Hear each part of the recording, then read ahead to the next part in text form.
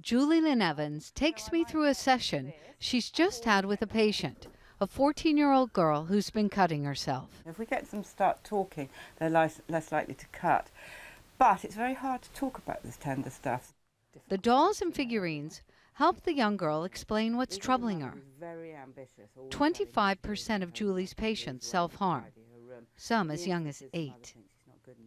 Most young people who self-harm will recover, but a tiny percentage, often unintentionally, ends up seriously harmed or dead. They almost don't realise how serious it is and how final it is. It's very often when I'm talking with children who are suicidal and cutting deeply, it's not a game, but it's an option. And they don't quite get that they'll never come back. They almost sometimes say to me, it'll be like an interesting experiment. Megan Dallett started cutting herself when she was 14, first with a pin, then fishing knives and razor blades. Back then, if I was to cut, I would know that I was going to do it throughout the day. I would feel up like a build-in frustration, and like there was nothing that I could do to help myself or know where I could turn. I don't know, it was just so frustrating.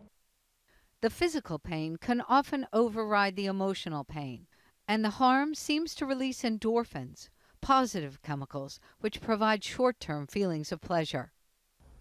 Oxford University has produced a guide for parents whose children are hurting themselves. A lot of young people, if they have been self-cutting, will want to hide their arms. They'll wear long sleeves, be reluctant to go swimming.